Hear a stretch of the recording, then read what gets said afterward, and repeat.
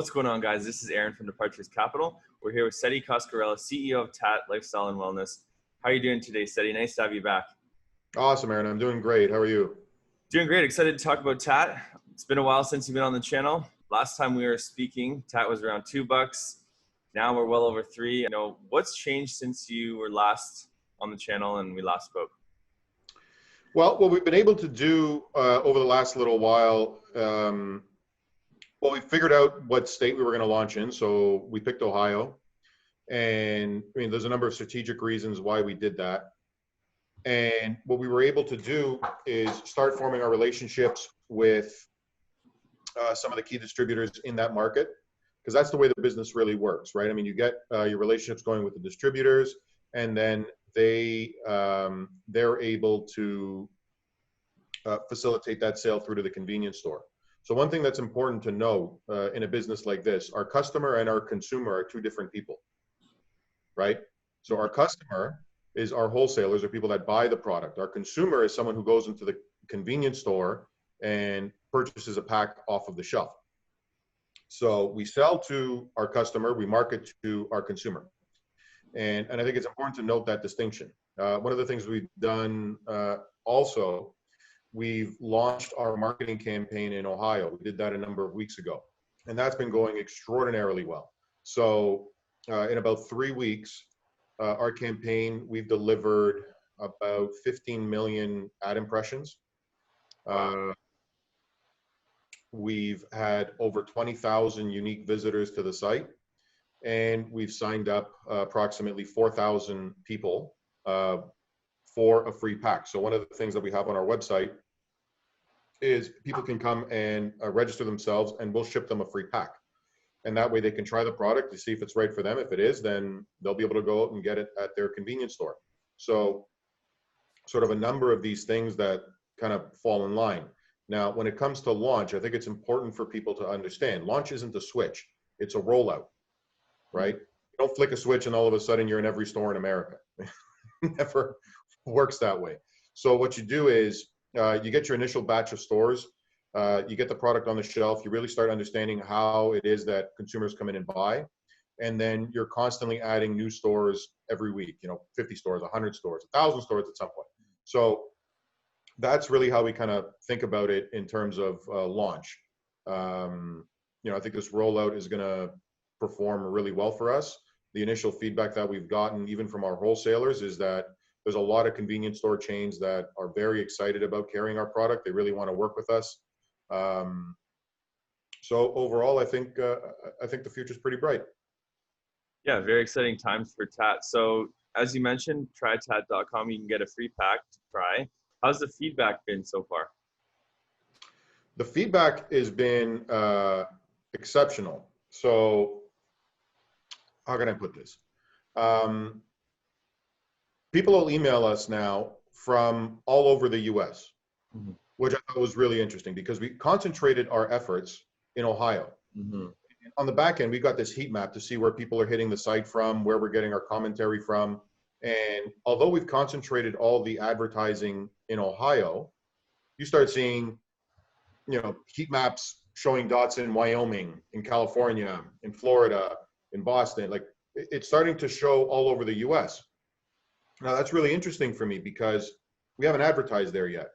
The only way they would have found out about it is because people in Ohio are starting to share it outside of the state, which is kind of the beginning of something going viral, right? So I thought that was really, really interesting.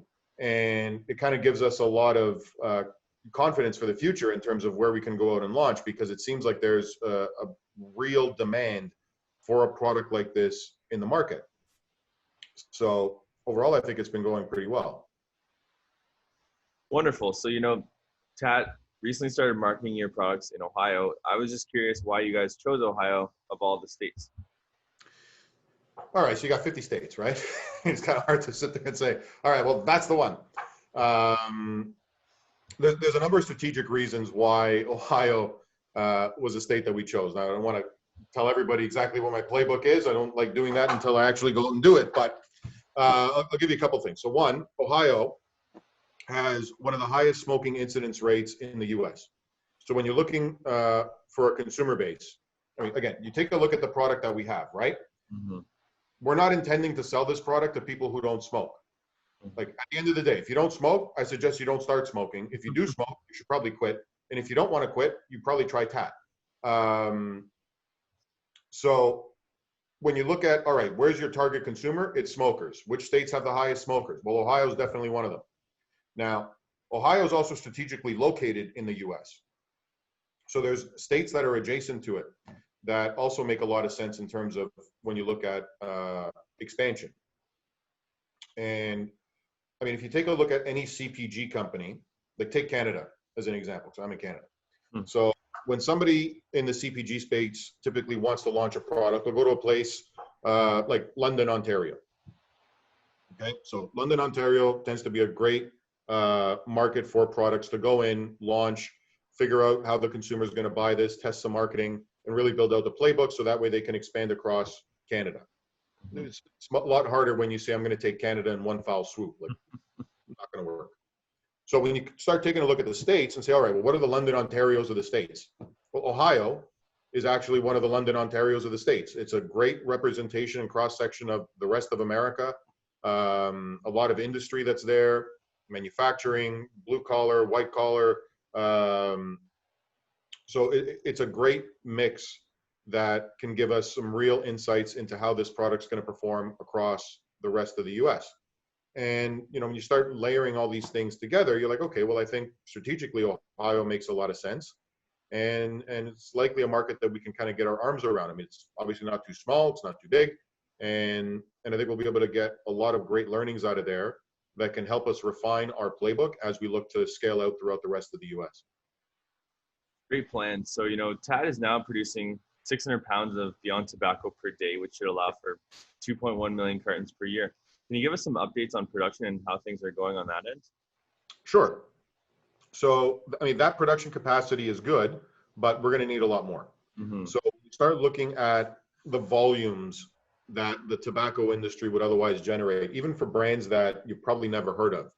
So, like I'll give you an example. So there's a brand of cigarettes in the US called Eagle 20s. Okay. Now, I've been in the industry for a number of years. Tim has been there longer than me. Both of us really hadn't come across this brand before.